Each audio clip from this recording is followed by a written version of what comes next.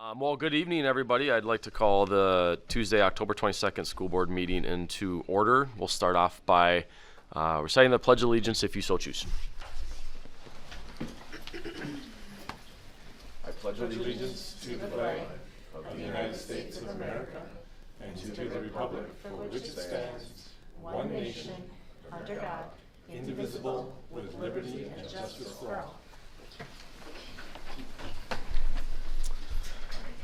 Thank you. Full house. This looks like a great meeting tonight. We will start by the chair will entertain a motion to approve the agenda with the suggested motions and resolutions. Do I have a motion? So moved. Motion by Stark. Do I have a second? Second. Second by Meisner. All those in favor signify by saying aye, please. Aye. All those opposed? Motion passes. Next up, superintendent and staff reports. Dr. Lewis. Thank you so much, Chair. I'm absolutely thrilled to bring forward our students who are going to be doing a little preview for our Urinetown musical. So you all can come up. Yay!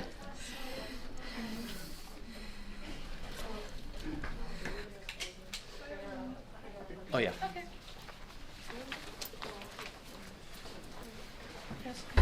This right here. Yeah, just put it on the table for everyone.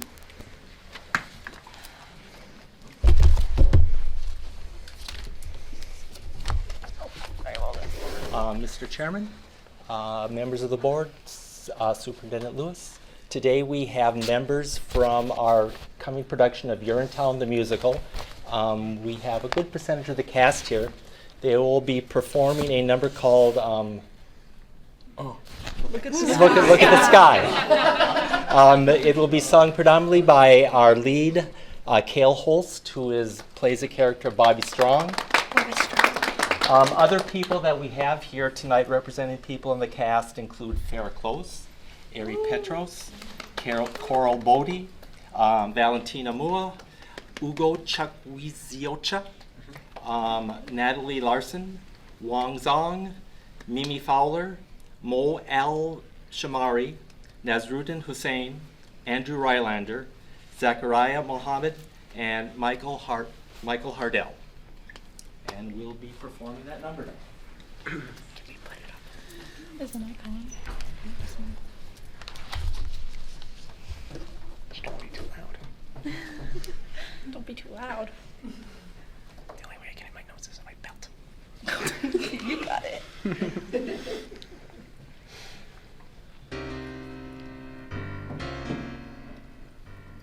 She's a little quiet. Neat. Wow.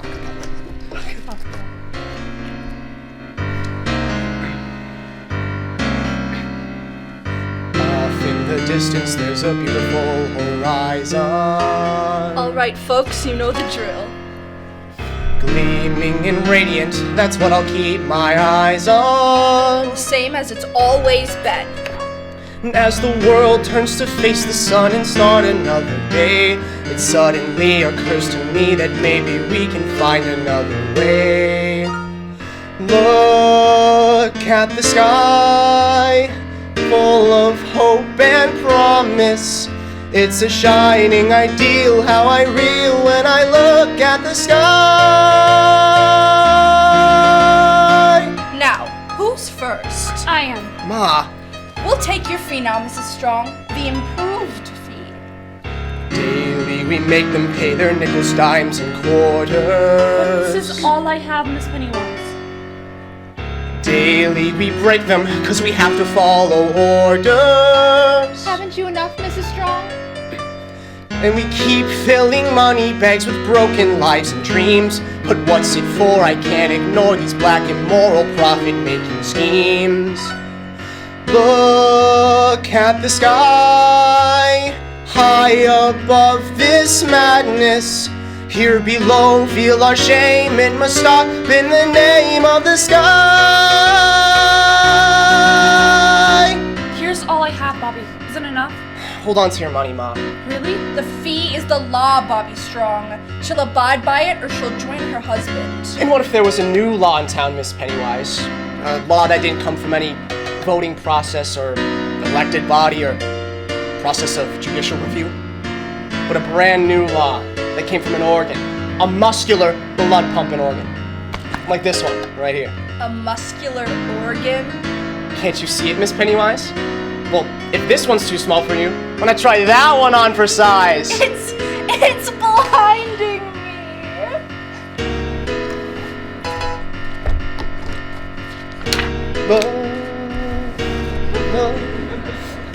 Look at the sky. There's a great big heart there. There's a heart in the sky. There just is. Don't ask why. It's the sky.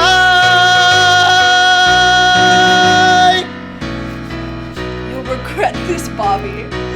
I don't think so. Come on, Ma. This one's on the house. For everyone. Forever. Hooray! Your heart knows all things great and true. The things mere brains could never know. Your heart points to the great big blue, where the people's allegiance must go. Tell me where. Look at the sky. Look at the sky. Look at the sky. Here when we look at the sky. Oh, Bobby, what's to become of you? What's to become of all of us? Look at the sky. Off in the distance, there's a beautiful horizon. Innocent banners so bright, flying proudly with pride in the sky. In the sky.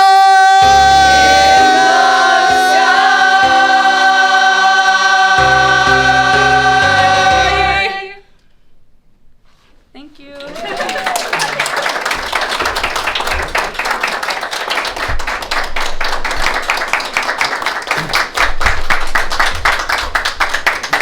Thank you. Thanks for coming tonight. Well done. Okay, phenomenal job. You can all stay and hear about the referendum, or you can certainly leave. We appreciate you so much. Thanks.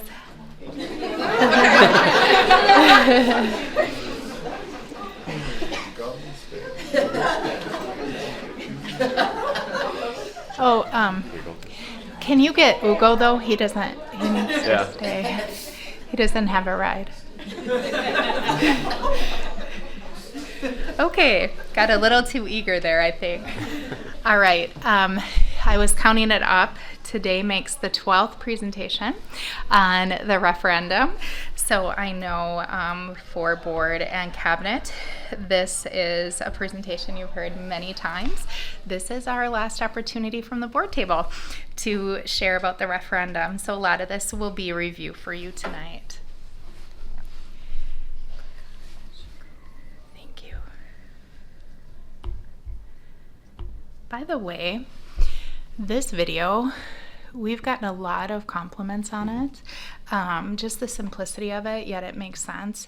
And this is one of our social media posts that has trended really well. So I'm so glad that we did this video. Go ahead. In 2023, as a result of a large budget surplus, the Minnesota legislature approved significant funding for schools. But there's more to this story beyond the headlines. With the new state funding, there were also new mandates, adding new expenses for our schools. School funding is complex, with most revenue coming through a combination of state aids and locally collected property taxes. The majority of our district's revenue comes from the state in the form of general education aid. We also receive funding for specific categories, but we can only spend that money on the category it was allotted for. In other words, just because the state is providing us with more dollars doesn't mean we can use those dollars wherever we like. The remaining revenue for our district comes from local tuition and fees, federal grants, and local property taxes. The largest portion of our budget goes toward paying our teachers and staff. Our people are our biggest asset and our most significant expense. Our budget also has to cover other things, such as curriculum, technology, transportation, operations, maintenance, and administration. The state mandates some of our spending for things like special education services and certain required courses.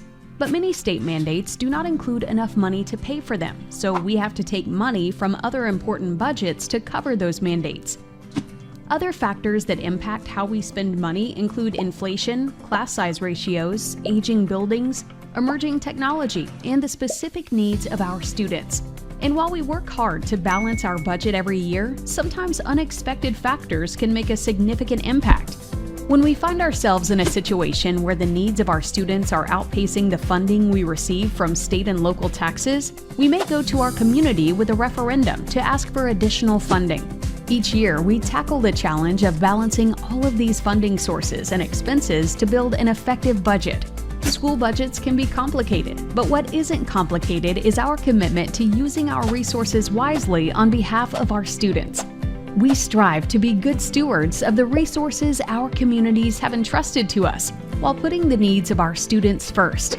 By working together, we can keep our schools and our community strong.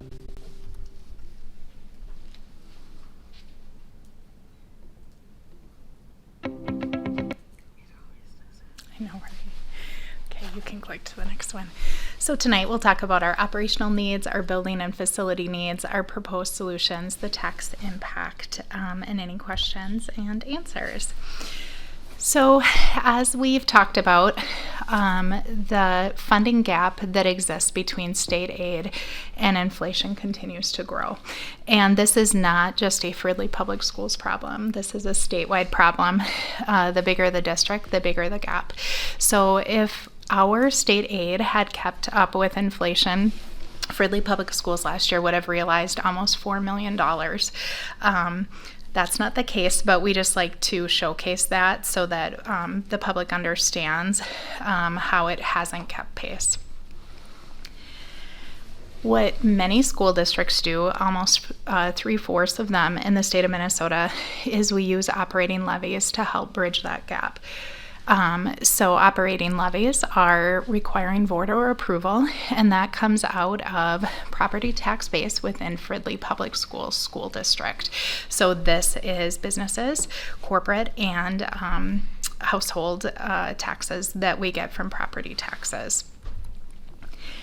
I put this slide in here, and I always talk about when I present that this may not make sense to be in a referendum presentation, but the number one question that I used to get, and now as we've talked about this more and more, I just don't get the question at the same level as we once did, is why do we have so many students that open enroll into Fridley Public Schools? And the first reason that I'll talk about that is with Fridley Public Schools being a part of Northwest Suburban Integration School District, the very nature is school choice. So it's school choice for families that live outside of Fridley Public Schools that want to choose an IB magnet. So as we know, starting when you're 3 years old in Fridley all the way through 12th grade, we offer the full IB continuum. Students that are our resident students may want a STEAM magnet. That's not something that you get in Fridley Public Schools. So then they would choose potentially Brooklyn Center or another school district that offers that. So that's really the first piece that I talk about is our 7 districts that belong to Northwest Suburban are supposed to have open enrollment in and out by design because of the work that we do as a part of the integration district. The question that I get about this is oftentimes, do I double pay? So what property owners ask me is, do I pay for students that are not resident students that open enroll in to Fridley? The current levy amount is $5.99 a student. So do my taxes pay for instance, a Brooklyn Center student? Do I pay $5.99 on that student? And the answer is yes. So the way that the local levy works is it's students that are currently enrolled in our school district. Where the confusion has come in, and a lot of work was done in 2014 to change how this is and how the funding has worked. So I think that's where some of the confusion stemmed from. The question is, what if we have a resident student who open enrolls out into Brooklyn Center? So that's how that works. A further question that I get is, for example, Anoka Hennepin. They have a much higher local levy than we do here in Fridley. So the question is, if it's an Anoka Hennepin student that's open enrolled in, do we pay $5.99 on that student, or do we pay the Anoka Hennepin? And it's the $5.99. So the money is for students that are enrolled on our local levy amount. People ask me to, well, I don't want my tax dollars to go to students that aren't resident students in our district. So, and open enrollment was stopped, and then there would no longer be open enrollment under Northwest Suburban. Our taxpayers would then pay on all the students that come back to us that are resident students. Also, without open enrollment revenue that we receive into our district, that realizes almost $8 million a year, almost $70 million the past decade. So if we were to really look at that revenue stream going away, that would be quite a significant amount of dollars that we would have to look at as a board to say, what are we going to do with $7.4 million less? So that's why I talk about this pretty in depth. And open enrolled students really cause us to be able to have I believe we're still at the smallest class size for elementaries in the region, and very close and competitive class sizes in the secondary as well. So that really helps us with that as well. There's also a piece on our referendum site about open enrollment, and we've pushed that out a number of times on our social media. And I will say that when I first started, my first meeting was the Lions meeting, and I had heard it numerous times about open enrollment. And what I will say is our community has heard this message loud and clear. They believe the data, and now they understand how open enrollment works. So I'm really proud of how our community has received that information. And for many, I will say, they say to me like, oh, I've never had it explained to me. So instead of arguing the point, they say, now I understand. So I'm very proud of our community for that.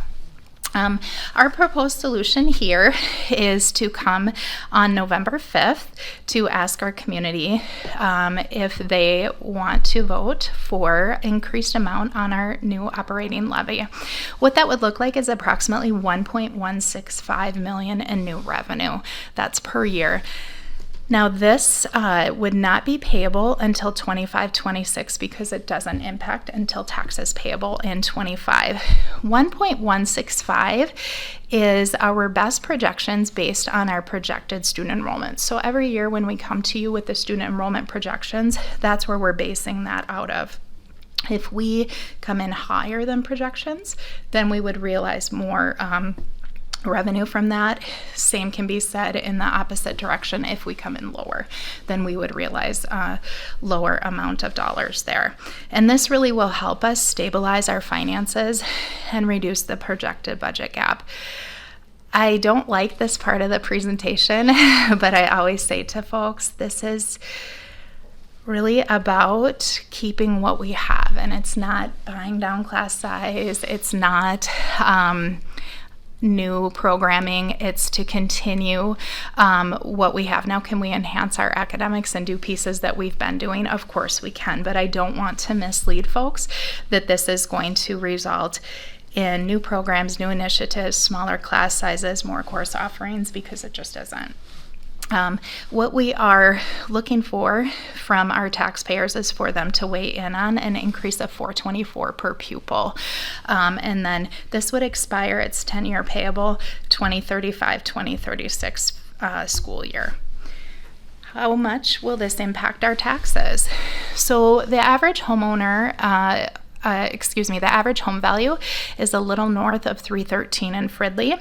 That realizes out to be about $163 annually and an estimated monthly cost of $14.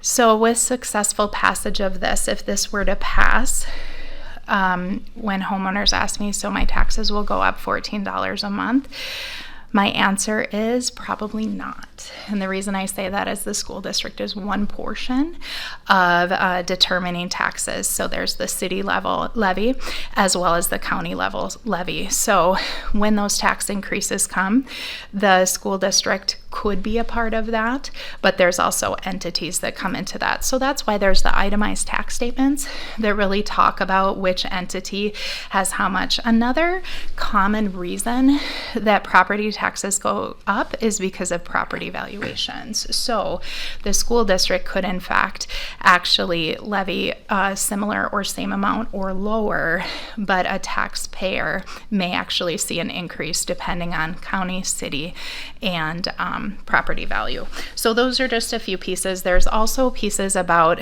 the expanding tax base in Fridley. And again, it's not City of Fridley, it's Fridley Public Schools. So depending on how that tax base is expanding, also there's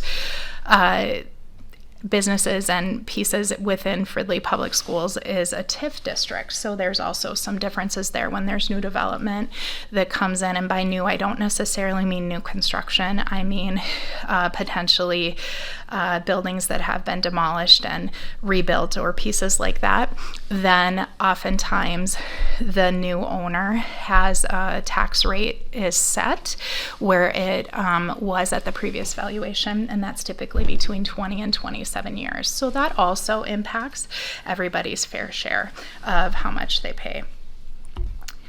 So here is what we anticipate if approved. It's a lot of what I've talked about: maintaining our current class sizes, maintaining our instructional supports that we have in our schools, retaining and attracting high quality teachers and staff, and avoiding cuts to programs and services. I think we've all seen the shortages that happen with teachers and staff, and we just want to be in a position where we are competitive to retain our staff members and attract new staff members. If not approved, we will need to be looking at significant reductions to help stabilize our district financing starting with next year. Also, we will likely need to be on a trajectory of reducing in future years.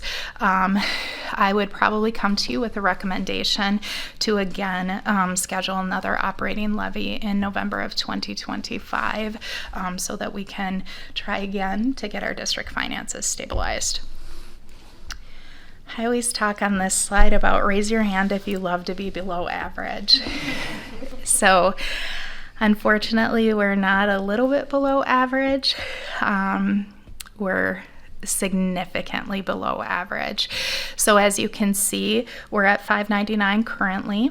State average is a little over $1,000. Metro average is a little under $1,500. If we had successful passage, then we would be still below state average, but certainly not as much as we are currently. And then we would have made progress on metro average. This slide, also, I just want to make sure people understand there are school districts on this slide that are also seeking referendums. So this can change at any time as well. Next, I'm going to switch to our building and facilities needs. We talked early on in referendums that levies are for learning and bonds are for our buildings and our facilities. Unlike some districts, we are not looking at this to build new facilities. We are not at that place. Our buildings are aging, and we have an ever-growing list of deferred maintenance needs that we have to address. And I always talk on this slide about the longer that you put these deferred maintenance pieces off, the more costly it becomes. And while this building that we're in right now is not a building that we're using referendum dollars for at the present, simply because we couldn't wait to get it, this is an excellent example of how for windows and a parking lot, it's $7 million. And I do believe, let me rephrase that. Our data shows us that last year we poured tens of thousands of dollars into this building and on mold remediation, temporary carpet replacement, pumping out the playground. So that's money that I don't want to say was wasted, but it's money that when we secure funds and we are planful with our deferred maintenance, we would not have had to spend that money to be able to keep these doors open and to keep a safe learning environment here.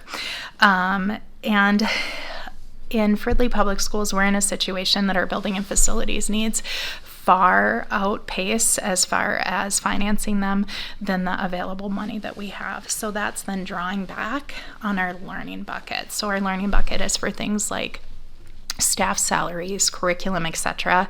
We simply don't have enough to keep up with our building and facility needs, so we're drawing on that money to keep our buildings up and running to the tune of $2 million. I talk on this slide about catastrophic failures. So when we talk about $2 million per year, this is not, and I always get nervous when I say this because I'm like, am I predicting the future here? But if a boiler went down, that's nearly $1 million. As you know, we hold that pool together as best as we can, but we never know with the pool. In the pool, it's kind of like when you take an older vehicle into the car repair. You don't know how much is that pool going to cost to get it just up and running. And I wish that we could say that the money that we're investing right now into our pool is helping us in the long term. It's really just to keep the pool open. So that's an example of a catastrophic failure that we just don't have budgeted in the $2 million that's already occurring. So we need a longer term solution so that we can proactively address our building and facility needs so that we don't have to be worrying and waiting. Another example of this is, if you recall, last May, we ended up, we were cited and didn't take quick enough action in years past on our high school fire alarm. And so we were literally put on notice, and we had to begin the fire alarm repairs before the school year was out last year because it was that detrimental to student safety and staff safety. And some of you have heard me tell this story, but literally, when the fire alarm would go off, our building administrators would have to run around and check every blinking signal in the high school to determine where the source of the alarm was, because there was no panel, and we couldn't do that. And I think we can all agree that that's not a way to run our buildings. The high school fire alarm has since been completely redone, so that is also not part of this money because we were in an emergency situation and we couldn't wait as well. On November 5th, we're asking our community to vote on $30 million facility bond referendum. If approved, we'll move forward with a series of projects. If you look at that project list, which many of you have, that has a list of items on there with rough estimated costs. I would say the costing is pretty good, but when you're predicting out for 10 years, you never know what that fluctuation is going to look like. Also, I think we have it at $27.5 million, and that's to give us interest and contingency. So that's why it doesn't add up perfectly to $30 million. Our security systems are a significant issue right now in our schools. Last year, one of our schools, on the second day, we had a camera that wasn't working at our front door. The front door intercom to talk wasn't working.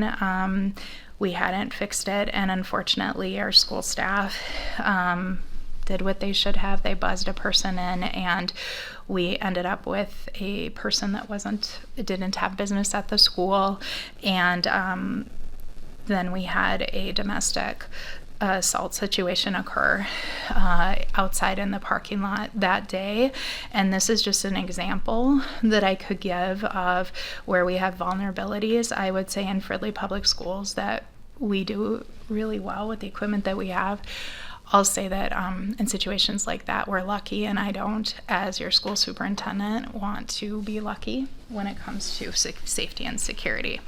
This is pricing in at about $2 million. I want to be clear, when you see the news about those push pieces that push pads that school districts have, that is not reflected in this $2 million.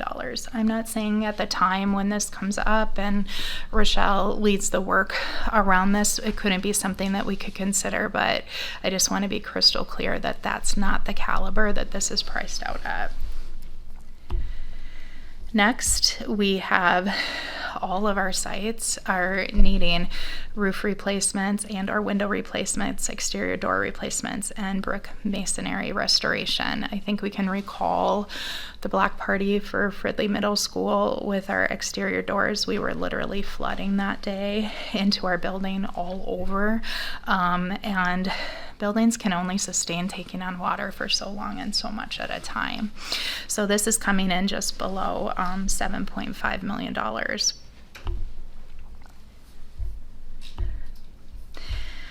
Our next pieces are flooring, cabinets, storage, repainting, locker rooms, and desks and chairs. This is nearly $7 million. When I talk about repair and replace desks and chairs, unfortunately, this isn't for aesthetics reasons. This is because we literally have students that are being cut by the quality of our chairs. So I shouldn't say the quality, they're past end of life. We literally had a staff member 2 weeks ago fall in a chair the staff member was sitting in and it collapsed. These are just pieces that I find unacceptable in our district, and we can't continue to do this for student safety, staff safety, and frankly, our job is to have a really good learning environment, and I think all of us can agree when you're not stable in your chair, I think it's hard to learn. Our bathrooms continue to be an area that's unacceptable. The bathroom here, whenever I ask people about this, they'll say, well, you could burn your leg on the radiator, which I think is true. They talk about why doesn't it have a door, which I mean, I like a door when I use the bathroom, especially public. But what I'm actually showcasing here is handicapped accessibility. So we can't even fit a wheelchair in here at all.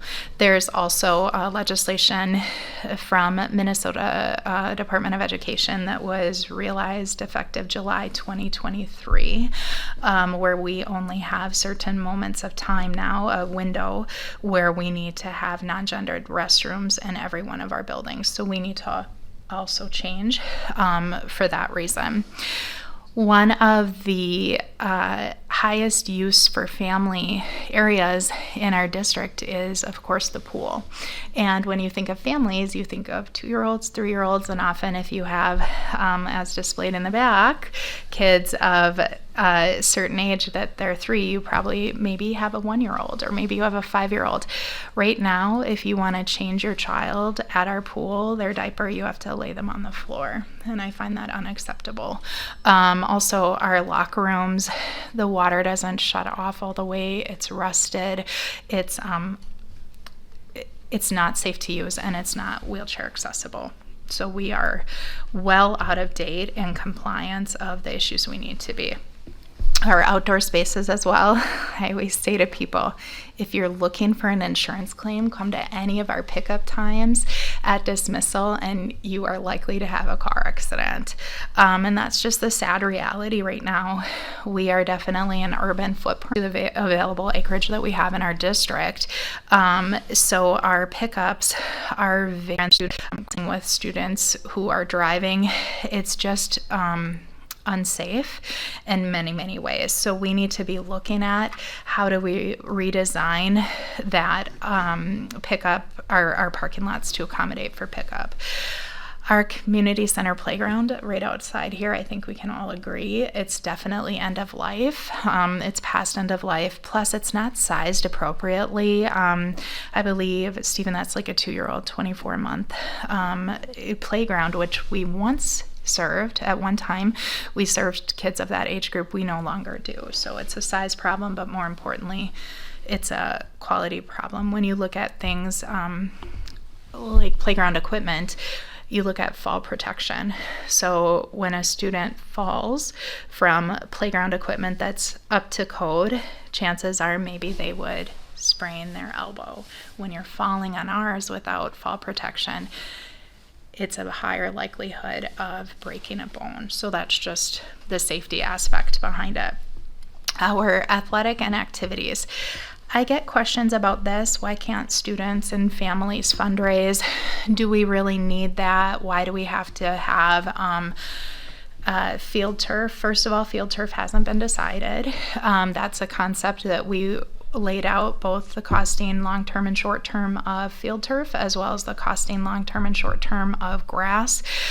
So that's available, and we've pushed that out, and that will be a decision that we talk about as a board, and the board will ultimately be able to decide that if referendum passes question 2, and when we're ready to make those decisions. I want to talk a little bit about our track. Right now our track is past end of life. We are no longer able to host a true team event, which was, first of all, a great way to have school spirit, and secondly, it was a revenue for us and a source of pride. Our track, if you walk on it, it's heaving, and it's a trip hazard for our athletes. Also, the amount of springiness, that's not the correct term, but that you have in the track is virtually non-existent, so it's really hard on our student athletes' bodies as well.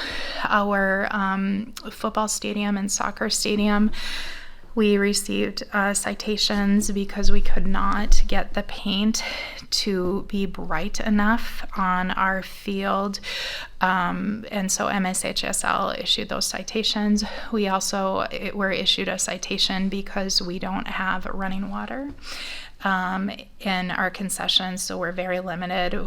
We don't have bathrooms other than the Jimmy's, Johnny's that we have there.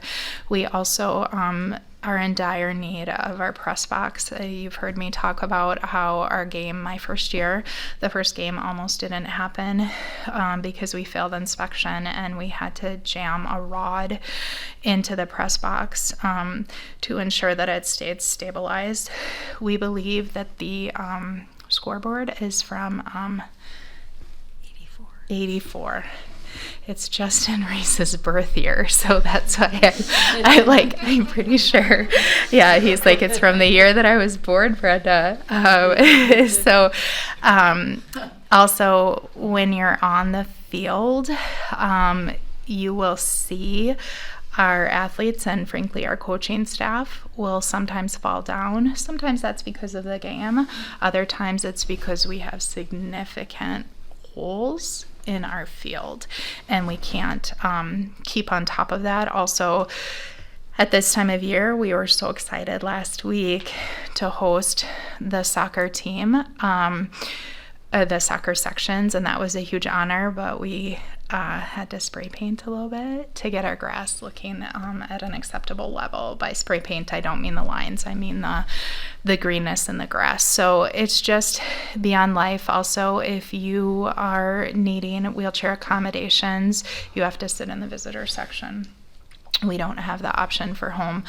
Also, our gate entrances are not designed for a school district that's highly efficient in ensuring particular certain rivalry games where student sections do not ever interact with one another, and that just makes us all safer when we have separate areas for that. And right now it takes a lot of human power and a lot of monitoring to ensure that our visiting team stays and enters and stays there and our students enter and stay.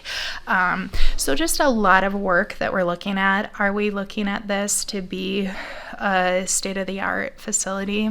Unfortunately, we aren't, but we're definitely looking for this to be playable and also fiscally responsible for our district. We are really looking at again, back to that learning bucket. Question 2 impacts the learning bucket in that we will reduce by at least $1 million out of that learning bucket, probably closer to $2 million, that again will help stabilize. So if question 1 passes, we've got $1 million more coming into that. If question 2 passes, still in that bucket that I'm talking about for learning, we have at least another $1 million going into there. So that's helpful. Property tax impact. This is similar to open enrollment. When we first started this, people thought that it was fraudulent because it seems fraudulent. And through our public really helping us to hone our message and sending in questions and bringing those up, people don't ask about that anymore. So this really has to do with paying off debt. So as we pay off more debt, then we're able to bring on new debt through bonding and spacing it out, so that it doesn't have a tax impact to our district residents. I always get the question, well, if we vote no and it doesn't pass, then will my taxes go down? And the answer there is not as quickly as you would think. So what happens with this $30 million, if there was successful passage, the district can borrow from themselves and front load the money quicker, but the first debt payment that would come off wouldn't realize until 27-28. And as you can see on the next slide, we will come back before that. Likely, I would recommend to our board that we come back before that to consider another bond referendum, just because we can't keep piecemealing our buildings together in the manner that we have, because it's just fiscally irresponsible to keep incurring these costs and not to have our assets in safe learning condition environments. So if approved, our renovations and improvements would be at every district facility. I'm really excited about this. This is the first referendum that I've done where every building is touched by the funds. So that's a big deal to me. Every family can see how the money is going to impact whether they have a child here at one of our elementary schools, or in the future at one of our elementary schools, our middle school, or our high school. I would include Vista, but I think we can all agree that they don't need any repairs anymore for the time being, so we're excited about that. If not approved, our funds will not be available. We're going to continue taking out of that learning bucket, and I would say probably at an even more rapid pace than we are right now. So instead of $2 million, I wouldn't be surprised if I came to you and said it's more looking like $3 million, $4 million, depending on what catastrophic failures we have. And our need for facility renovations and repairs don't go away. So as you've all been on our referendum website numerous times, that continues to be updated. Here's our referendum site. And I am touring the Rotary tomorrow, is visiting Vista. I was going to do a referendum presentation there, but as I took attendance informally, I'm like, every single person here has already heard it. So I'll probably hype it up a little bit tomorrow, but that one was scheduled for tomorrow morning, but we'll still tour Vista, and I'm so excited for them to see that. And then, I think it's 4:30 maybe, we're holding a referendum information session for the Stevenson community, and anyone can come to that. So with that, I'll entertain any questions the board has. Probably same story, different day though. No questions? Okay, I'll move on to the next part of the superintendent update. Thank you. October is Principals Month, so we are so thankful and honored to honor Gailey, Iverson, Veronica, Amy, and Kelly. And they have just done amazing work. You might ask, why aren't our APs on here? That's April, right? Where we'll honor them. So Lori and Mary's back now, have been working to push out some fun pieces. So watch our social media as we push that out. Stephen, do you want to chat about our Fall Festival coming up? Yeah.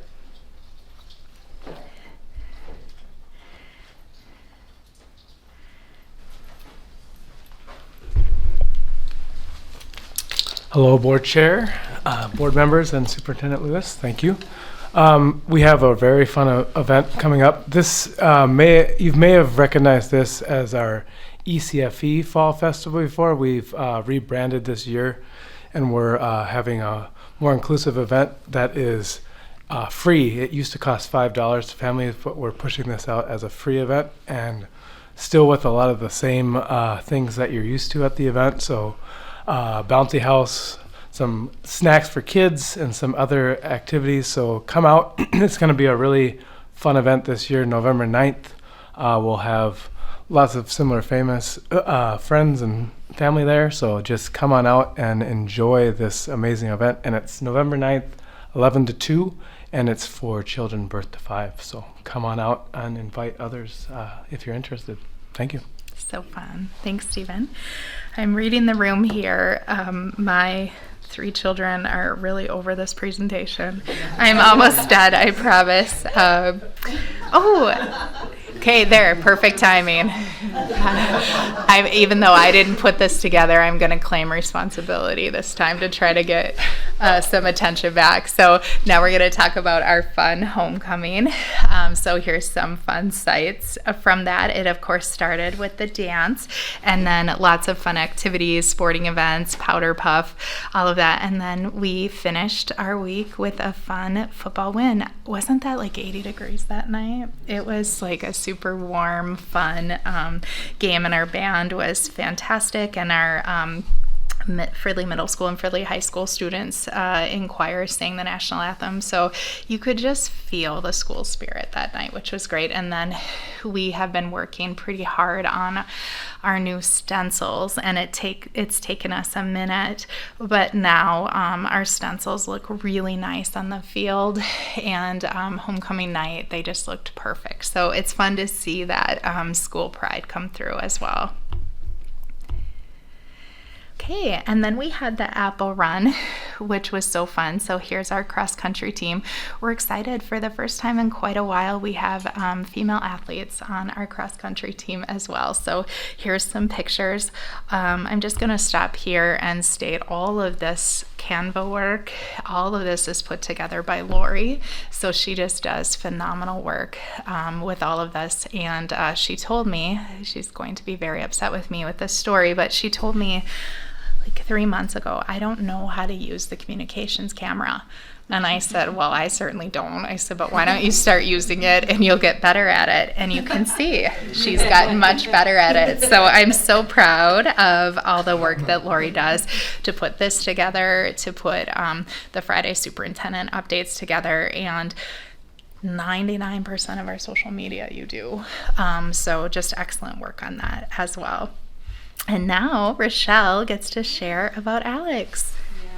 Hello, Board Chair, Board Director, Superintendent Lewis. I had the pleasure this month of having one of the employees that I support win Employee of the Month for September. Alex Christensen is there, and if you've ever been around the high school in the evening, Alex is a familiar sight who always stops to talk and share and wants to know what's happening. He's just a joy to work with.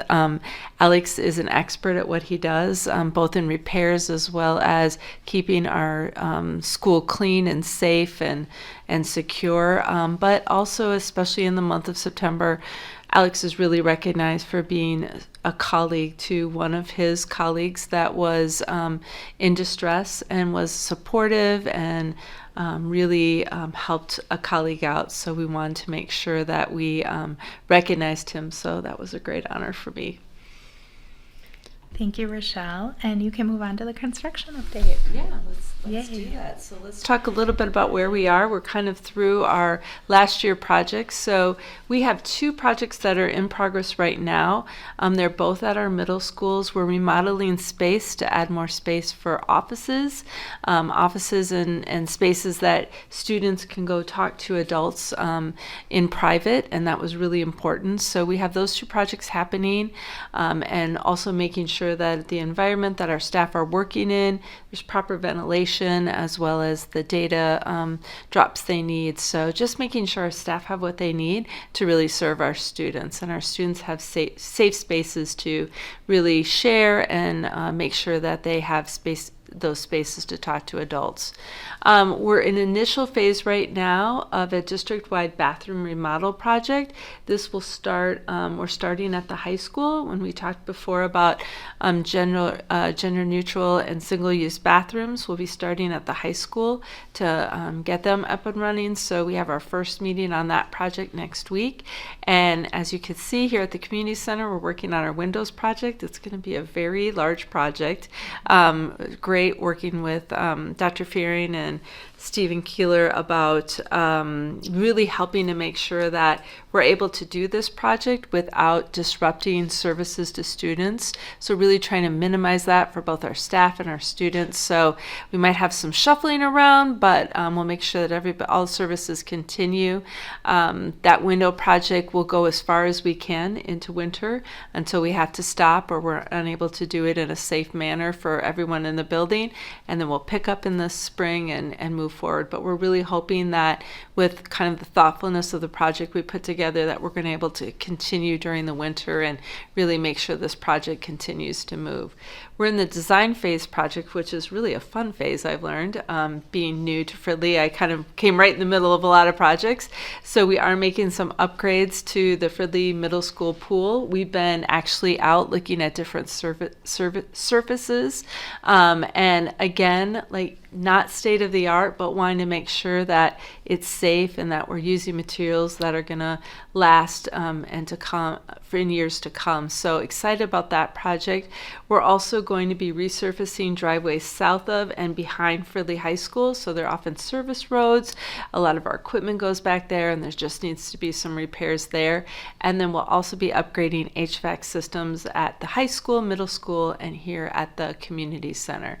So a lot going on, and also, really looking towards that referendum and doing some planning about that if we, on November 5th, if we have a successful referendum. I do want to say, because I also support athletics, that we are 7-6 ahead in our game tonight at sections, and after a failed 2-point conversion from our opposing team. So I will keep you updated as we go on. So, thank you. Thank you. Okay. Oh yeah, this is great. So really excited. So this is a busy week. We have volleyball going on tomorrow, and on Thursday, our soccer team is actually in the state quarterfinals. We'll be playing Rochester Lords at 5:30 at the Edina Community Center. So we are headed to state, and I could not be more thrilled with our program. And also very exciting that our coach, Morales, was named the section coach for our section this year. So lots to celebrate with our soccer team too. So please come out and cheer us on. I know we're having a lottery with our students. They can get free tickets if they've got things ready to go, and their attendance has been up. So we want to make sure we have as many fans there as possible to support. Lori's going to tell you another update. Oh, update? I wasn't watching my phone because I was trying to pay attention here, but we have won. So we are on to the next game, which will be Saturday against Totino Grace. So, yes, so we're ready to go. Oh, really? It'll be at Grace. That's so cool. Yes. All Yeah, right. so. Thank you, Rochelle. That's all I have for tonight. Thanks for letting me do the supersized report tonight. Awesome. Thanks for the presentations and updates. Okay, so now we're up to some business action items. The chair would entertain a motion specific to accepting gifts. The following persons donated to our early childhood education, Cub Foods. They've donated school supplies for students and apples and gift cards for the fall festival. And then Quick Trip donated $100 in gift cards also for the fall festival. Do I have a motion to accept these gifts? So moved. And do I have a second? This is a roll call vote. Miss Anna? Oh, aye. Ms. Jones? Aye. Mr. Carnop is aye. Mr. Keeler? Aye. Mr. Meisner? Aye. Ms. Stark? Aye. Motion passes. Next up, we have the chair to entertain a motion for the MSHLA Foundation grant to support the school's application to the Minnesota State High School League Foundation for a Form A grant to offset student activity fees. Do I have a motion? So moved. Motion by Keeler, second by Anna. Again, another roll call vote. Ms. Anna? Aye. Ms. Jones? Aye. Mr. Carnop? Aye. Mr. Keeler? Aye. Mr. Meisner? Aye. Ms. Stark? Aye. Motion passes. Next up, the chair would entertain a motion for consolidated polling places here at FCC to approve a combined polling place for voting on school district elections not held on the day of a statewide, county, or municipal election. Do I have a motion? So moved. Motion made by Meisner. Do I have a second? We'll go Keeler. Another roll call. Ms. Anna? Aye. Ms. Jones? Aye. Mr. Carnop is aye. Mr. Keeler? Aye. Mr. Meisner? Aye. Ms. Stark? Aye. Motion passes. Last up, as far as this portion goes, the chair would entertain a motion to accept the consent agenda to approve the agenda, including the minutes of the business meeting held on September 17th, financial reports for July and August, new contracts, amendments, leaves of absence, resignations and terminations, and assurance of compliance for 2024-2025. All those in favor, please signify by saying aye. Aye. All those opposed? All right. Next up, we have some important dates. Coming up on October 23rd at Stevenson, we have a PTO meeting at 5 o'clock, obviously at Stevenson Elementary. And also on October 23rd at 7 o'clock at the Fridley High School Auditorium, we have MHS induction ceremony. That's at 7. As mentioned, we'll also have the sectional soccer game. I believe it's in Edina, right? At 5:30. On October 25th at Hayes Elementary, there'll be the Hayes Fall Color Run. And then we also have a fun run at Stevenson on Halloween on October 31st. At the Fridley High School, we have the Minnesota ACC College Fair on November 1st at 9 a.m. And then we have no school on November 5th for evaluations and planning days. No school for staff development on November 5th, which is also the day to get out to vote. On November 7th at 7 a.m. at the Fridley High School, we have a student wellness meeting. And then as Stephen had mentioned, we have the Fall Festival here at the Community Center on November 9th. And then we have another Stevenson PTO meeting on November 13th at 5 o'clock. And then as we started the meeting off with today, we have our Fridley High School Fall Musical Year in Town, November 15th, 16th, 21st, 22nd, and 23rd. Obviously here at the Fridley Auditorium. And then lastly, the next meeting for the Fridley Public Schools board meeting will be here at the Community Center on November 19th at 5:30 p.m. for the working session, 7 o'clock for public comment, and 7:30 for the business meeting. With that, the chair would entertain a motion to adjourn. Motion to adjourn. Motion by Meisner. Do I have a second? By Anna. All those in favor signify by saying aye. All those opposed, motion passes. We are adjourned at 8:27. Thank you very much, everybody.